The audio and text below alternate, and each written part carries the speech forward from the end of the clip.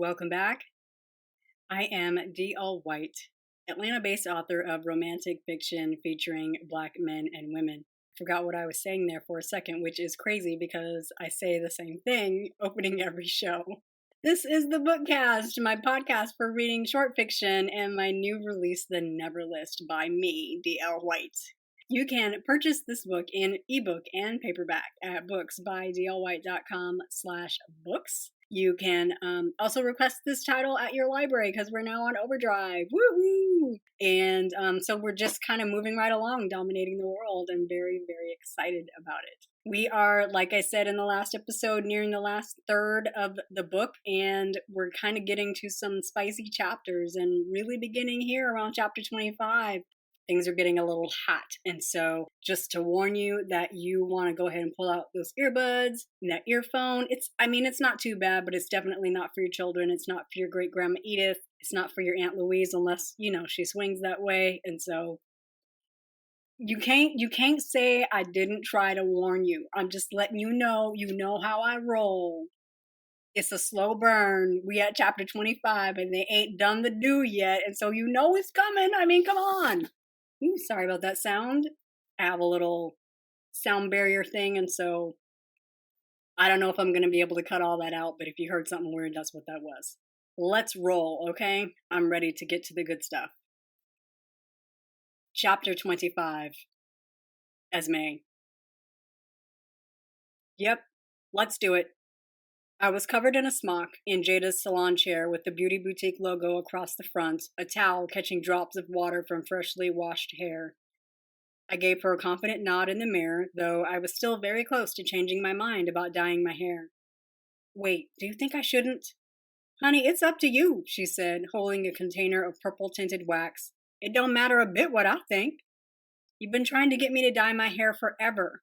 Now I want you to, but you're hesitant. Am I too old for purple hair? I scrutinized my face for signs of old age, crow's feet, wrinkles, a dull pallor, knowing full well that I would not find them. I had the supple, flawless, youthful skin of a woman with an expensive skincare regimen and, like my mother and sisters, would continue looking young far longer than I would ever appear old. I am over 50 with pink hair, so I'm not hearing that, but you marched in here bright and early and demanded that I dye your hair purple. Right after you marched in here talking about Ferris wheels and dancing on rooftops. I'm checking that you haven't lost your damn mind. She had a point. I was acting a little crazy lately. Jada, I'm good. Promise. I want to do it. It'll be cute, I think.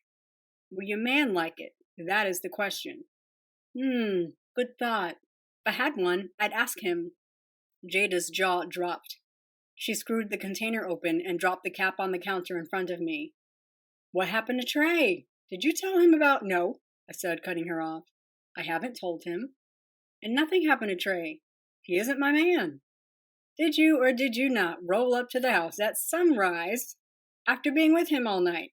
He said he wanted to pursue you. Sounds like serious pursuit to me.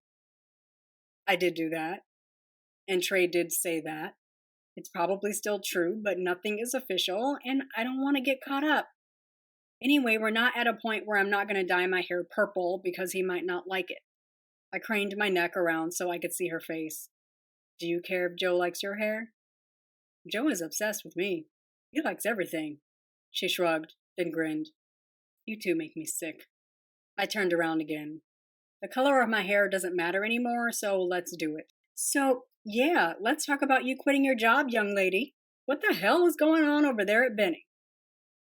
While Jada worked the wax through my towel-dried hair, I gave her the rundown on the last few weeks of Benning, Miller Design, and Pettigrew, including the enormous reveal that Miller was probably hiding debt and trying to get Pettigrew to buy his company before they found it. I hadn't heard from Trey since he sent me a text the evening before. His conversation with Saul didn't go well, and he'd been talking with Vincent most of the night. My heart grew heavy reading those words. I sent him back some encouragement, but he didn't respond. I'd hoped that his father would understand that he had Pettigrew's best interest in mind, and that it wasn't that he couldn't or wouldn't close the deal. I also couldn't help thinking that there was no longer a barrier between Trey and I growing our relationship, a thought that both exhilarated and terrified me. Trey was different from the men I dated before. I got past the second date before he demanded sex, and didn't act put out when I could have given in and didn't. Instead, we made it work, openly showing affection and exploring each other in the best way possible.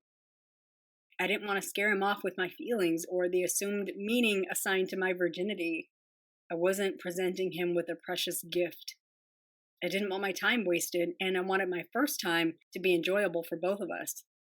I had a feeling that Trey could give me the experience of a lifetime that I've been purposely waiting for.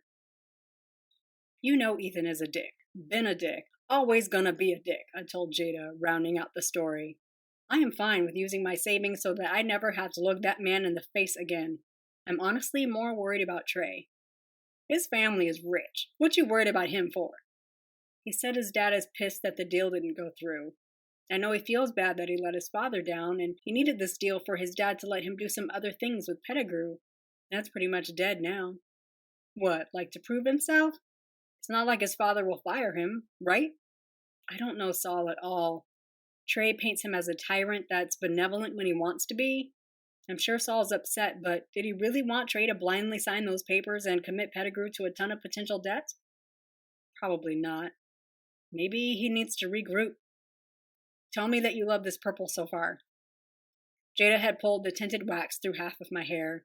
I tossed my head from side to side, watching the tint catch the light. Ethan would lose his mind if he saw me. And, in fact, he might. I typed up and emailed my letter of resignation, effective immediately, then turned off my business mobile phone and powered down the laptop. I still had to go to Benning and clean out my cubicle. On my way home from the salon, I would drop off the company assets, clean out my workspace, and happily never set foot in that place again. It's amazing, I said, swooning. I love it. What do you think, Jada? She stepped back, nodding and smiling while looking at it from all angles. It suits you. You're giving me Justine Skye vibes. You know her? Leia listens to her. Young singing gal. Yeah, with the purple hair. She's why I wanted to do it. Oh, hang on a second, Ez. Jada left and came back with a jar of bright pink wax. What do you think about mixing some pink in there? Maybe on the bottom, a little on the front, give it an ombre look? I shrugged. I can do what I want, and the stuff washes out in a few days, right? Sure does. She unscrewed the lid, scooped wax into her hands, and began to work it through sections of my hair. So, you haven't talked to Trey about, the conversation y'all need to have? Not yet, but I have to do it soon. Since there's no contract holding us up, his expectation is going to ramp up. He hasn't been pushing, but now there's no reason to say no if he does, and if he doesn't push, I will. I don't know how much longer I can hold out. I felt my phone vibrate in my pocket, so I dug it out to check the screen. The way I smiled when I saw his name and my shoulders relaxed the tiniest bit. You in trouble, girl. Trey Pettigrew. Hey, girl. How you doing? So sorry for the radio silence. Been crazy over here. You good? I'm good, I typed back. You? Trey Pettigrew. Rough. I'm struggling. I know it's late notice, but are you free tonight? I need to see you.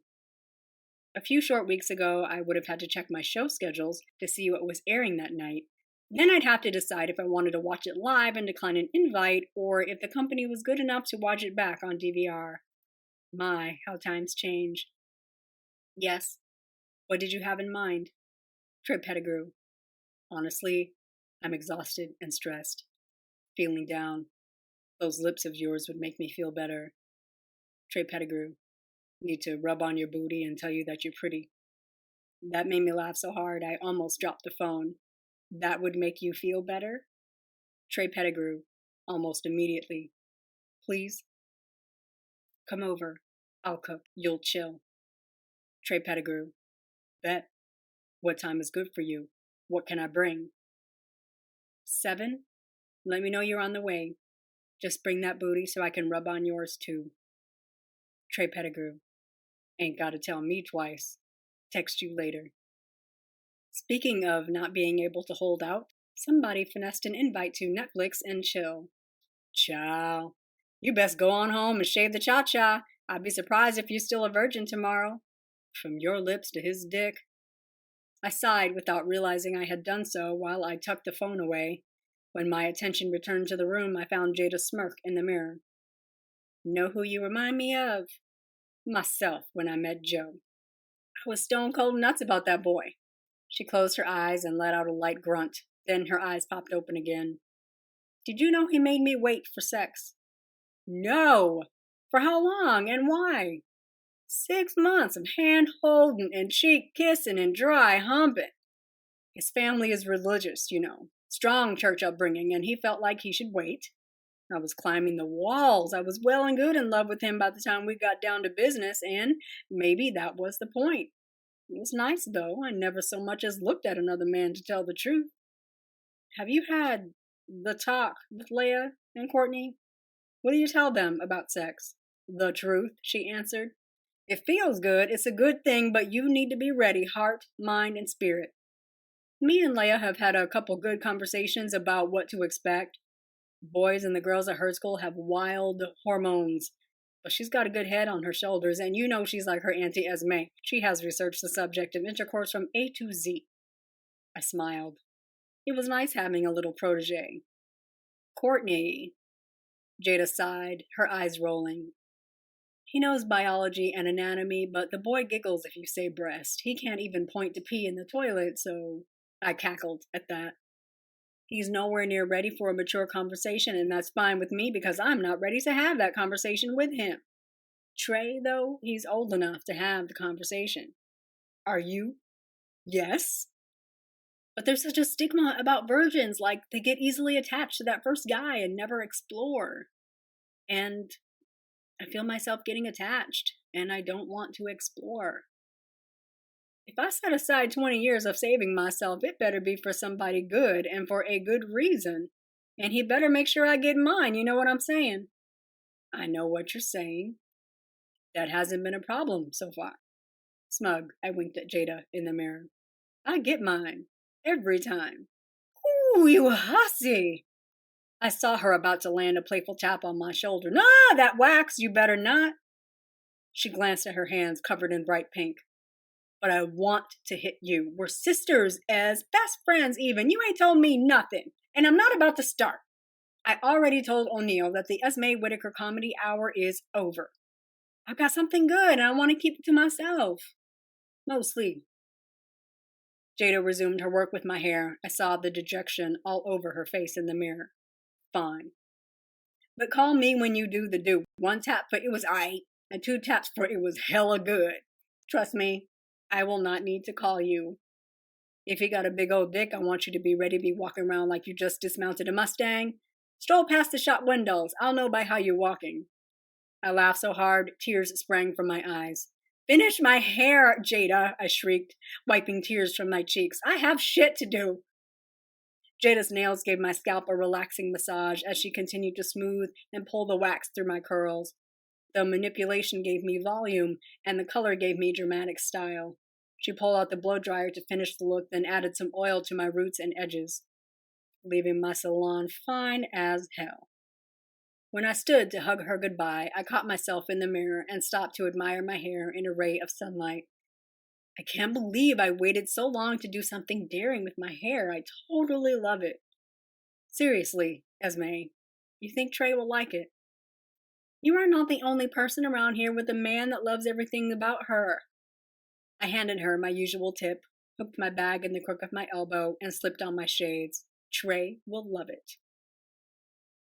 After I left the salon, I headed to Benning M&A Consulting for what I hoped would be the last time. I parked in the lot and walked to the building, carting a box for my belongings, my purple hair bouncing with each step. At the front entrance, I swiped my badge and waited for the door to open, but the LED light flashed red. I swiped again, but nope. Red. Ethan already had my badge turned off, the petty bastard. I pressed the security button and held it until it buzzed. Can I help you? Asked a faint voice over the intercom.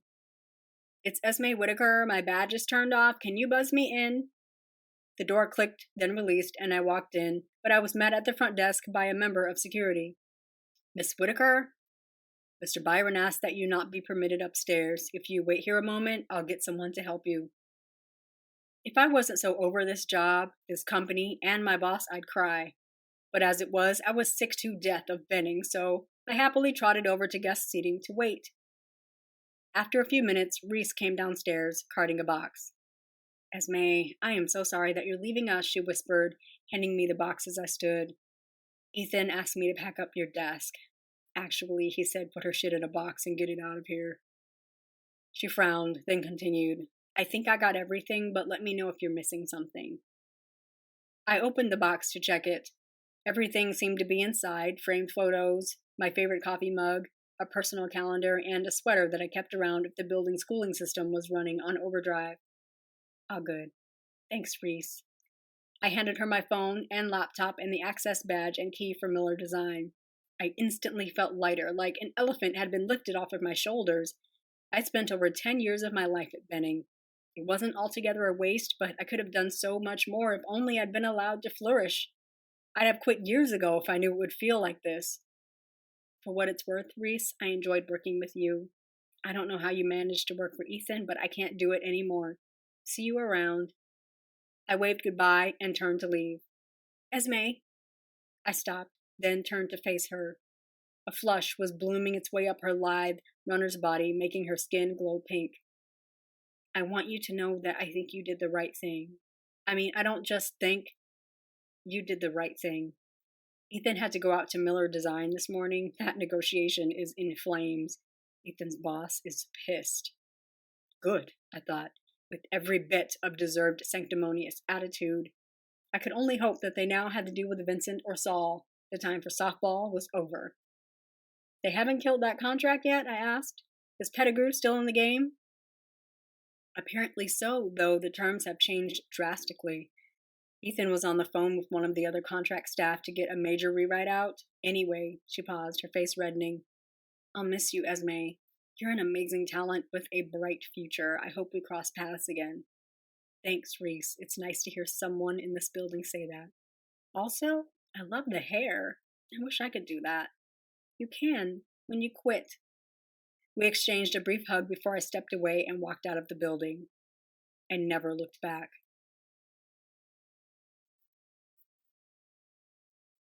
I decided to make lemon chicken, a recipe that I knew by heart because I'd made it all my life, and made it often.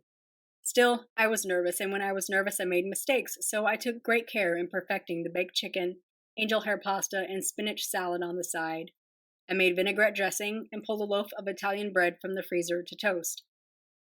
After checking dishes and taking a long shower, slathering my body in decadent, silky body butter, fluffing my hair, and spending too much time picking out a dusty rose tank dress with a deep, round neck, I whipped through the living room, not even silently cursing O'Neill.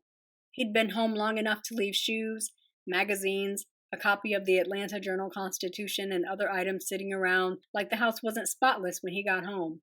He was gone again, off to Madrid, leaving me to clean up his mess.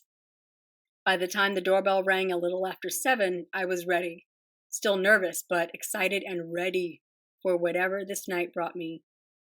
Hey, I said, pulling open the door with a wide smile at the tall, brown-skinned, handsome figure that took up most of the doorway. As usual, he made casual look sexy in navy blue sweatpants and a thick, stark white t-shirt. He smelled good as hell, like always, sandalwood and laundry detergent. Hey girl, he said, stepping inside and immediately sliding both arms around my waist to pull me to him. I looped an arm around his neck and dipped my face up to his. He dropped his lips onto mine, landing a groan-filled kiss that communicated with me. I felt his fatigue, his heartache, but also the sense of calm that overcame him when we laid eyes on each other. When the kiss slowly and regretfully ended, he stepped back, then narrowed his eyes, tipped his head, and pulled his lips in until his mouth formed a thin, straight line. What? I asked, immediately patting the wild pink and purple mass that my hair had become. You don't like it? So much for not caring what he thought of my hair. Do you? He asked. Yeah, I answered, pulling my hands from my hair, throwing my shoulders back, lifting my chin. I do. Yeah. Find your confidence and fuck him if he don't like my hair. But also, I hope he likes my hair. That's all that matters, right? Then a moment later, a smile burst through his solemn demeanor. Looks real good on you, baby, especially with the dress. He picks up the pink. He nodded. Nice. Really? You like it? I love it. He cupped my chin and pulled me to him for another kiss, then straightened to sniff into the air. What do I smell? Chicken? Garlic bread? Don't let me find out you can burn, Esme. Trey had seen the house twice before, so I didn't feel the need to give him a tour, but both times he'd stuck to the living room. This time I led him into the kitchen, where dinner was laid out on the island, alongside plates, silverware, and napkins. I don't know about burn, but I can cook. I thought we would eat in the living room, maybe watch a movie. Sounds good to me.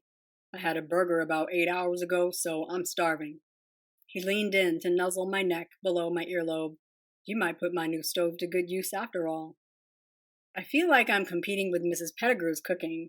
This is my mama's recipe, and this is still Mrs. Whitaker's kitchen. Well, all right then. Let's get it cracking.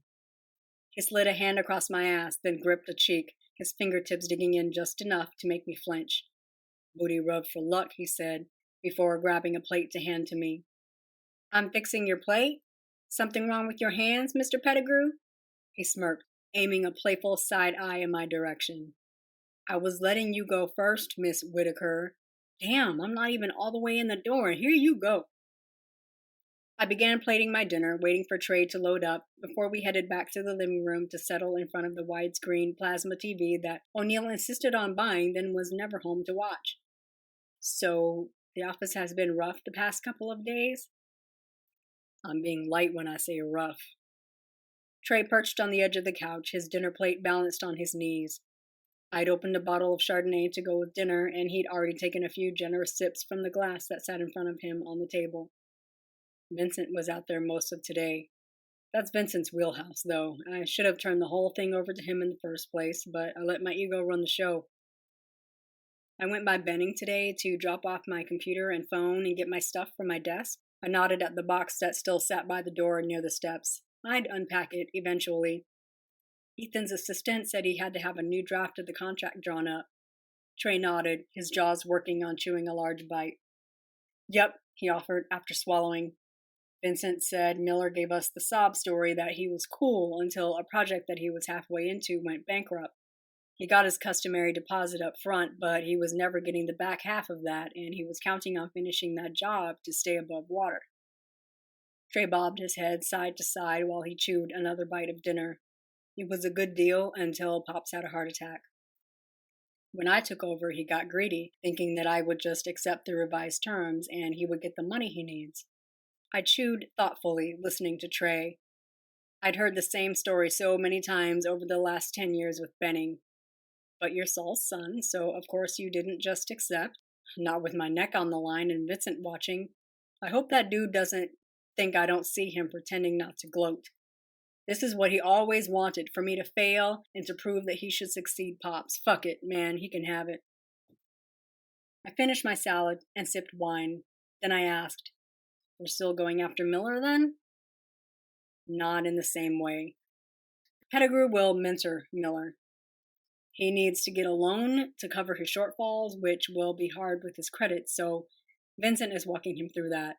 They're setting up a joint venture, so they bond together to complete and file the bid, maybe work together on a couple of projects while the powers that be decides who gets the work.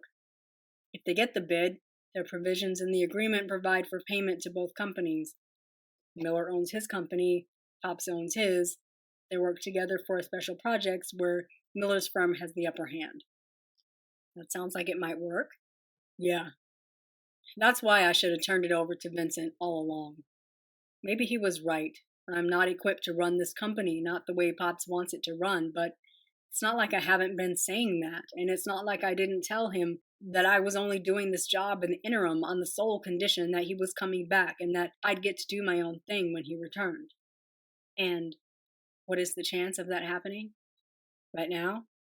He bit out a short burst of laughter, chuckling deep in his throat while he inhaled another bite. Not likely. I'll bide my time and my money and jump to my own thing. Keep hope alive. Always. Trey set his plate on the coffee table in front of him, then picked up his wine glass and scooted back, settling into the comfort of the microfiber couch. He laid an arm across my shoulder, then pulled me close and laid a wet kiss on my temple. Dare I hope that I'll get to spend more time with you? No need to hope for that, Trey. I set my plate next to his and leaned into him, angling my face up to get a kiss on my lips, too. Unless you confess to murder or something equally heinous, I'm not going anywhere. One time, I stole a pack of gum from the corner store. How heinous is that?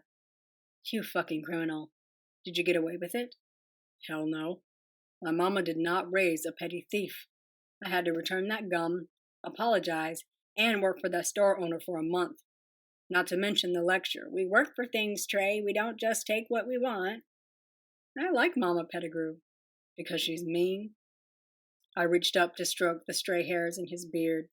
He leaned in to kiss me, letting the kiss linger longer than normal before opening his mouth and taking the kiss deeper.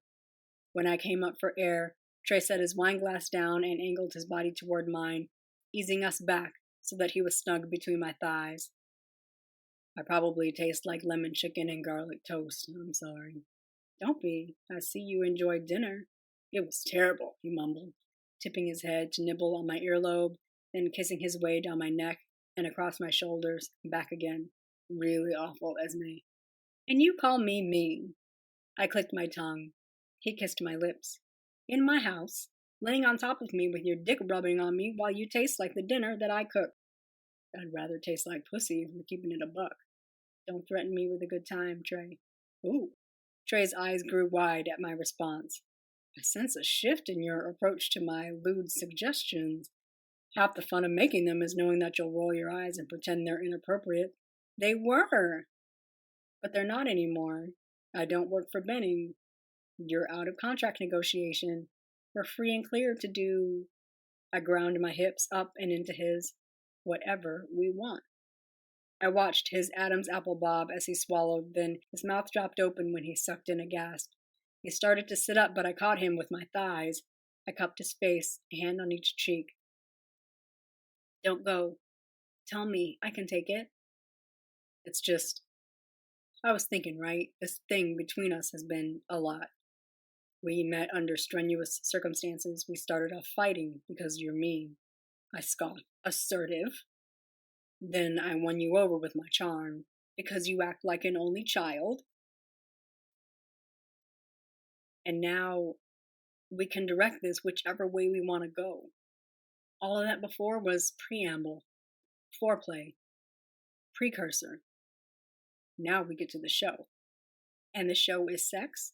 Trey lowered his gaze to the rise of breasts peeking out of my dress. His lashes, long and lush, seemed to brush his cheeks as he bent to kiss them, lingering for a few moments on each. At my place, you said definitely, eventually. And I figure if I hang around, eat more of these delicious dinners, and if I may be inappropriate, more pussy, Trey. I pretended to protest, but the mere mention of his mouth on me lit me up. Then I will get to that definitely part of the show. We still have never list items to cross off, right? I knew that I'd know when the time was right, and with every exploding nerve in my body, I knew that it was time to tell him about the last two items, the ones that I needed his help to cross off. And I prayed that he would be willing to cross them off with me. Let me up a second. I need to show you something. Trey sat up, grabbing at his crotch to rearrange himself. I hopped up, headed straight for my bag, the same Louis Vuitton that he saved from a certain fate, and dug through the side pocket. I pulled out the list. I normally kept the very bottom two obscured, but this time I unfolded it all the way. I sat down on the couch next to him and handed him the scrap of paper, worn thin by now. He glanced at me, eyebrows raised. The whole list? The whole list.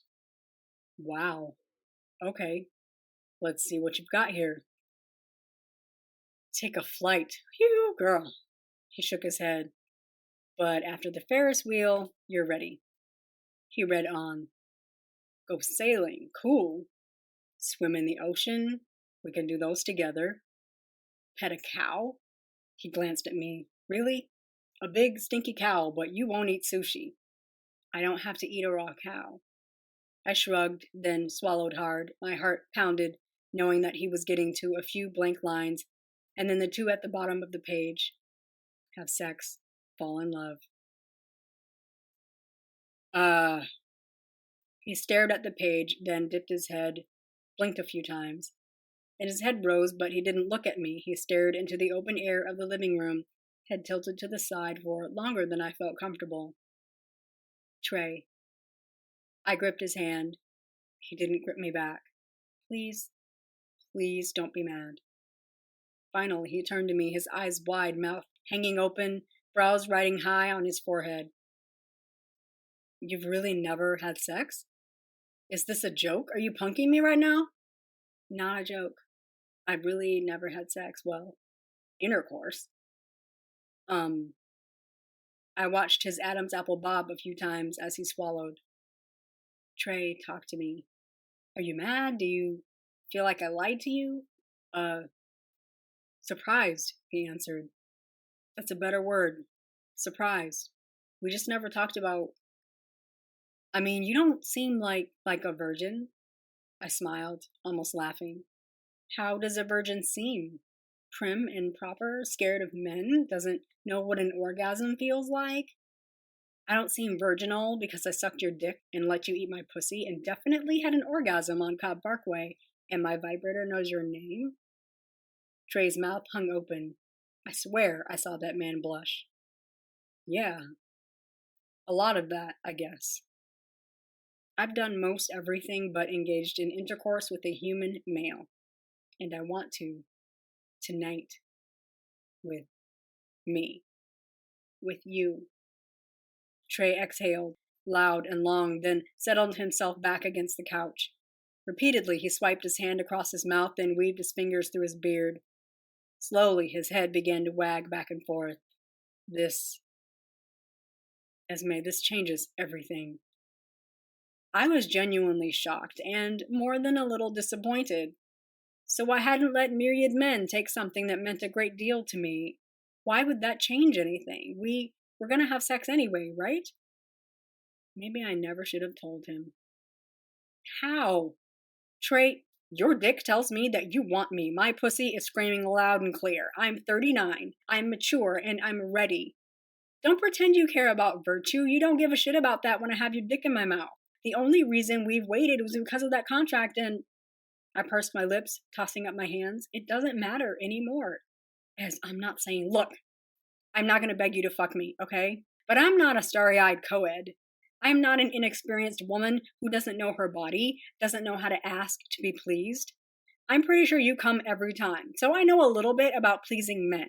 I'm not going to lay there like a dead fish while you do all of the work. And if that's what you think it'll be like, think about all the times we've already been together and you had no idea. Esme! Damn! He laid a heavy hand on my thigh and squeezed me, laughing softly. Can I get a word in here? I understood that Trey had to yell at me to interrupt my stream of consciousness rant, but he didn't have to laugh.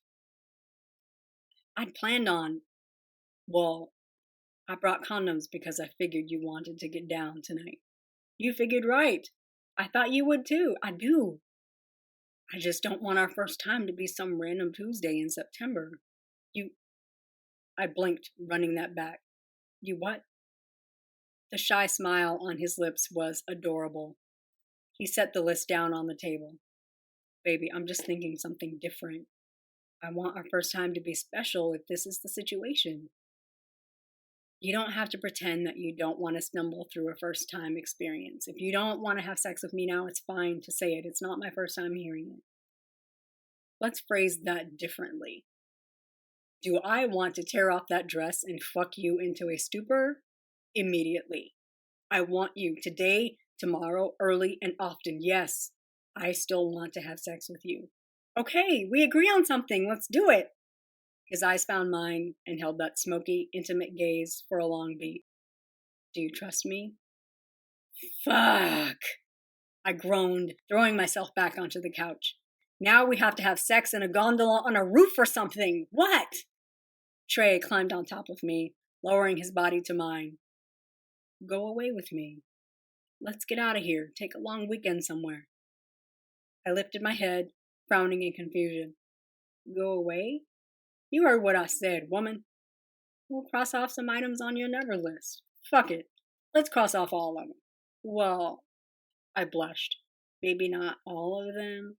Oh no, he nodded his head. All of them, because if I don't make you fall in love with me, I don't know what I'm gonna do, Esme Whitaker. I'm into you, figuratively. And if you let me play it right, Lord, come on, you know what's coming. We finished his sentence together. Literally. My laughter bubbled from me like a spring. I drew my arms around his neck and asked, when are we taking this trip? This weekend, if you can swing it.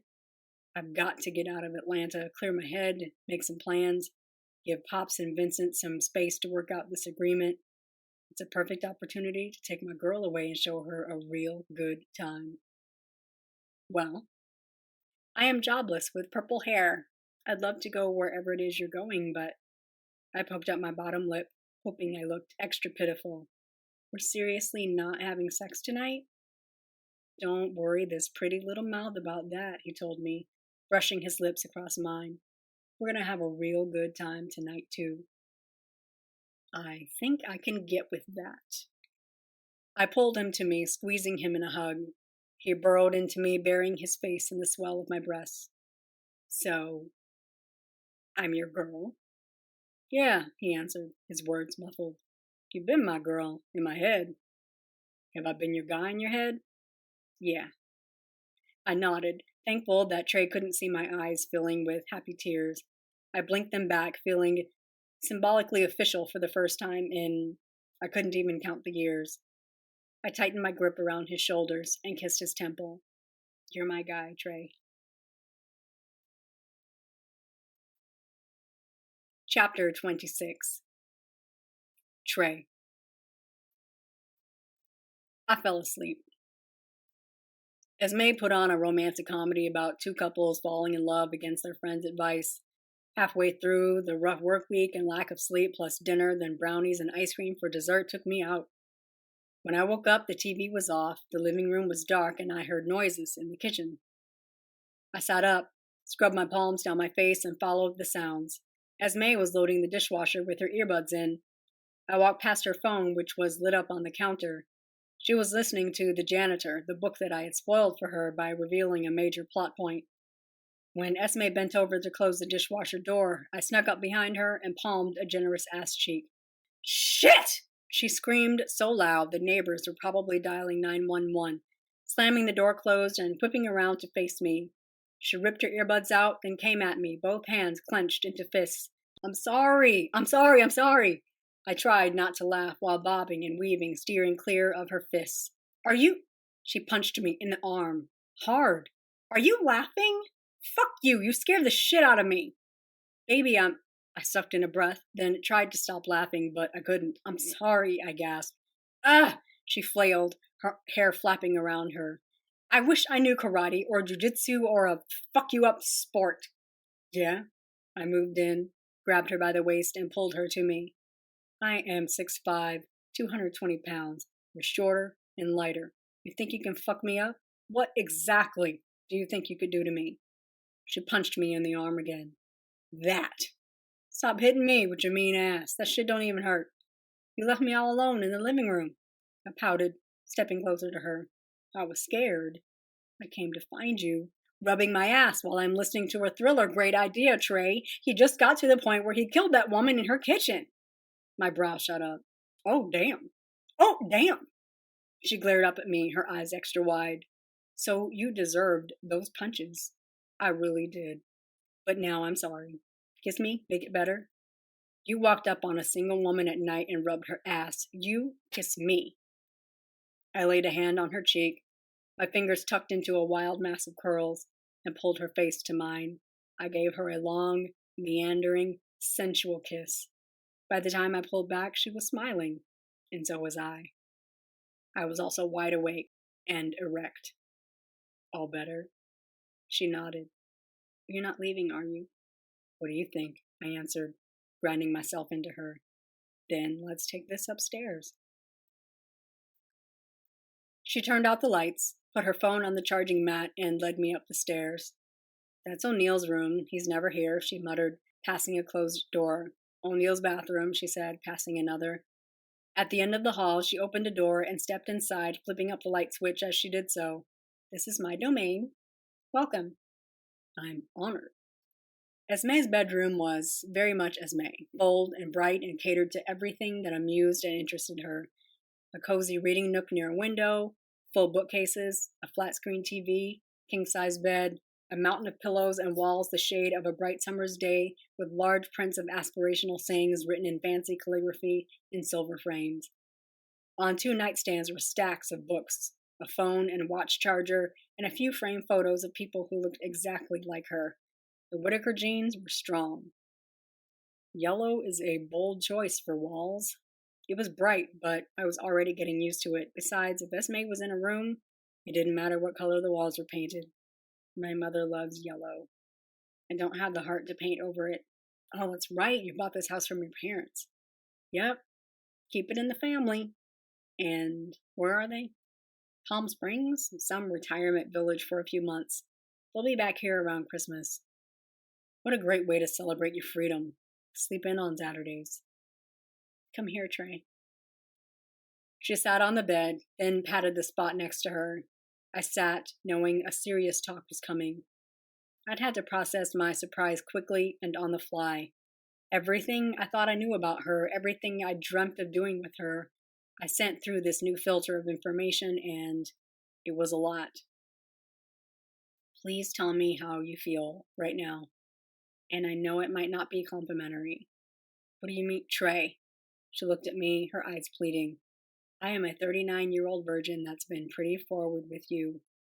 You have thoughts, I'm sure." "I mean, I'm confused. I don't get it, and I don't mean your virginity. I mean that I don't get a man not doing what he needs to do to get close to you." I pushed out a breath, puffing my cheeks out while I laced my fingers together. "I don't understand why you've waited, and I don't have to, but you want to explore that now, and you made a choice to move forward. I guess I wonder, out of all the men you've ever dated, why none of them ever made you want to take that step with them. Not one of them ever made me feel the way you do," she finished. "I consciously waited to meet a man that wanted to know me. You dragged that contract process out so ridiculously long so that you could get on my nerves all day. When you offered to help me with my list just to spend more time with me." She licked her lips and shifted, turning toward me. "Maybe it was a game for both of us, but you made that game fun. You made me want you. You made me think about being with you in a way that I wasn't used to thinking about men. You made me feel like you wanted me, and that's all I've ever wanted. So now I get to turn you all the way out." She blushed, looking off with a dreamy expression. Was she thinking about it? Because I was. "I want my first time to be fun, not reverent. It's not a ceremony or a rite of passage. It's just some fun, but I want to be with someone that I can explore with and learn from without being shamed about what I don't know. I don't want to wake up the morning after with regret like I wasted the experience. When I read about first time sex, too many women regret not waiting. Too many women didn't even come. And I appreciate you wanting to take me away to make it special, but I don't need all that, Trey. All I need is you." I scooted back on the bed, angling my head for Esme to follow me. She crawled across the bed, stretching out next to me and reaching for the band of my sweats. "Why are your sweats blue, Trey?" "Huh?" I watched as her hand slid below the waistband, then felt her warm palm wrap around me, her fingers grip, and then squeeze. What do you mean?" "Gray sweatpants are the thirst trap. You didn't know that?" Uh, yeah, I knew that.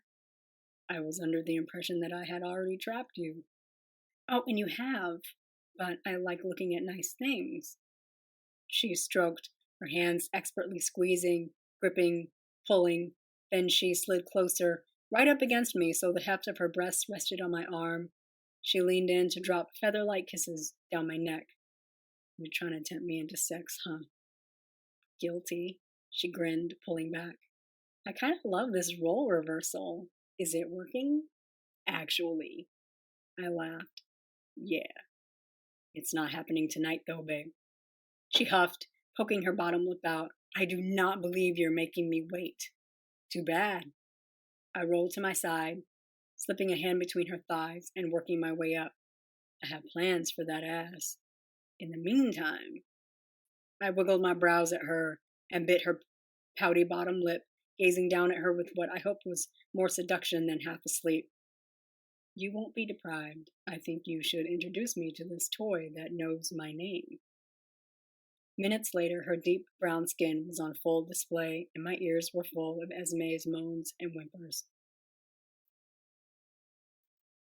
I awoke to the sensation of a warm, wet mouth. It felt like a dream, but way more real. Real breasts pressed against my thighs, real breaths whispering against my skin, and real moans coming from beneath Esme's crisp sheets and thin summer comforter. I lifted those covers and got an eyeful of Esme with the puff of purple and pink hair tied into a ponytail at the top of her head and a scarf wrapped around the rest of her hair. She rolled her eyes up to mine with the tip of me in her mouth. That is a way to guarantee a good morning. Mm-hmm. She sank down again, this time deeper, then slowly coming up again, her lips applying just the right amount of pressure to make my eyes roll back in my head. Over and over and over again. I writhed, feeling it in my toes. My jaw dropped as I angled my head back to moan. Fuck. Yes. I laid back, spread eagle in the middle of her bed, against a pile of Tiffany blue pillows and cream and blue striped sheets. I would have never imagined myself right here, right now, when I met Esme.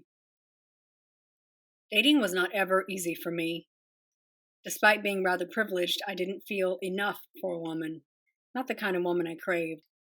A man needed a lot of money to overcome an average appearance, and once I examined who I was versus who I wanted to be, put myself through the ringer and came out on the other side a man that I was proud to be, my tastes and desires evolved too.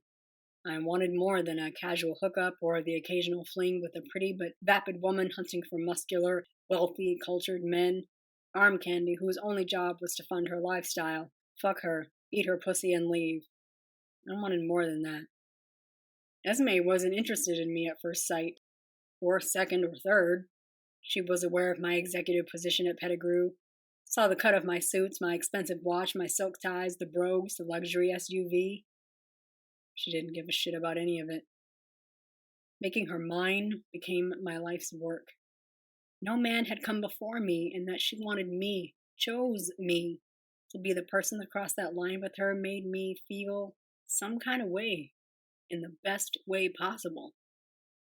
I wanted to fall in love with Esme Whitaker the moment I met her.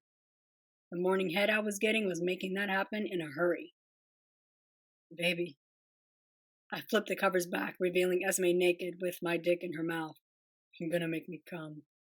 She moaned something that sounded like but didn't pull off. Instead, she sucked me in deeper, then used her nails to flush my balls and squeeze.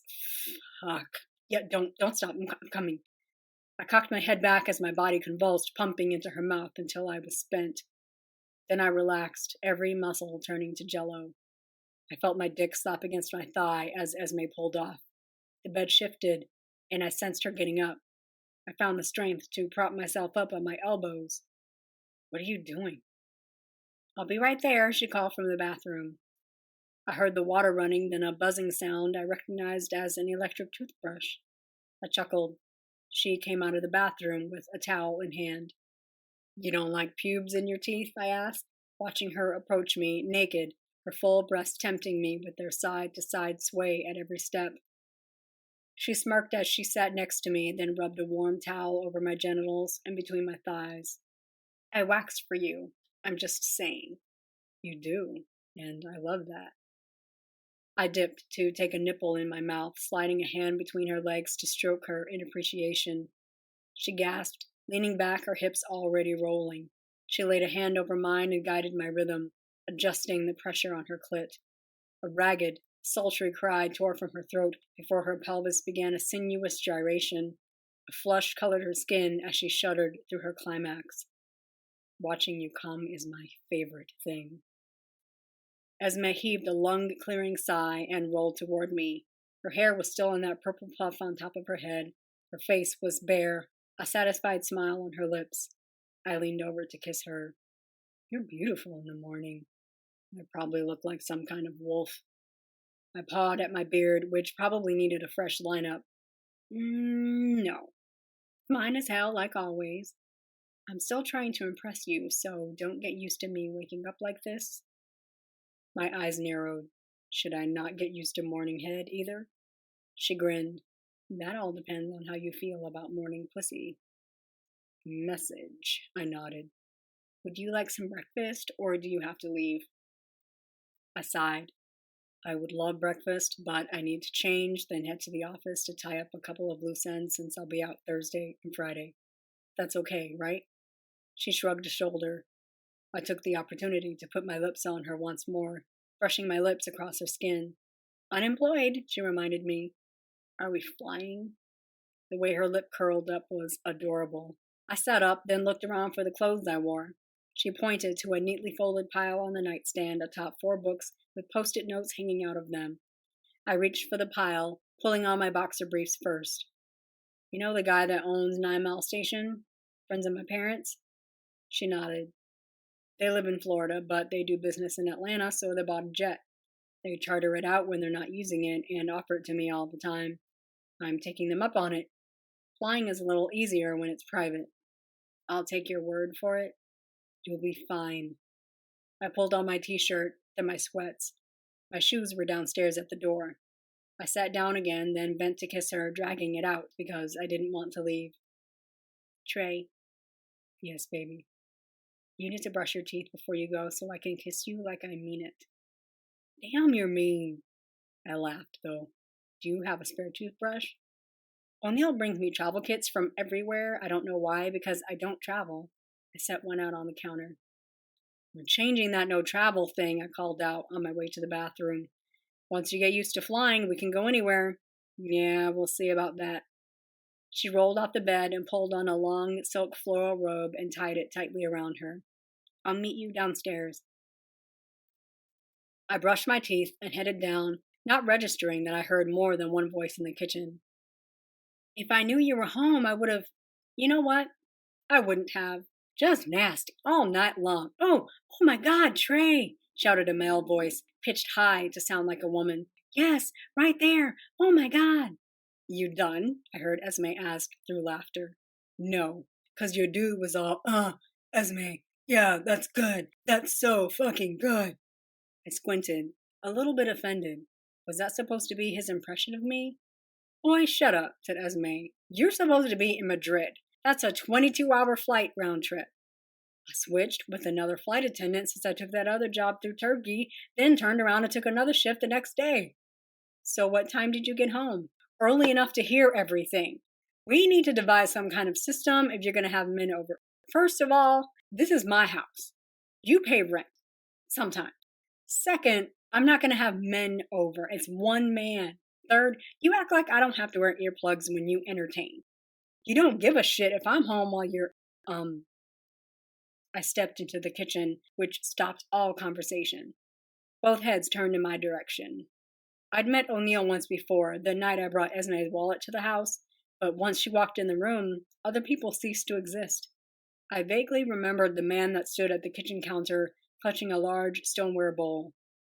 The Whitaker family resemblance was strong. He and Esme looked a lot alike, and that was to say that her cousin O'Neill was one of those pretty dudes. His friends probably hated his ass, drawing attention from all of the women all of the time. Hi, I'm Trey. I offered a hand to shake. He set down the bowl and crossed the room to shake my hand. We met, he reminded me, but I wanted to shake the hand of the man that pulled the stick out my cousin's ass. She was getting on my nerves. I wasn't sure if I should side-eye this dude or not. You're welcome? He's making me fly, O'Neill. His jaw dropped, then he laughed. Nuh-uh. Yeah? Yeah. Thursday. Out to South Carolina. It's a short flight. You'll get on a plane for a man you've known a month, but not for me? I see how it is. Whatever, Esme said, casually picking up a magazine to flip through. Her hands were shaking, though. I'm not on the plane yet. He turned back to me and smiled. Look at her. already shaking like a leaf. You might have to knock her ass out. I'll keep that in mind. I hooked a thumb toward the front door. I'd already put on my shoes and had my keys in hand. Baby, I gotta run. I'll call you later with details for the weekend. I'll walk you to the door. You ain't gotta leave. You can do all that noise making and humping right here in the kitchen. Shut up, O'Neill, Esme yelled, pulling me through the living room.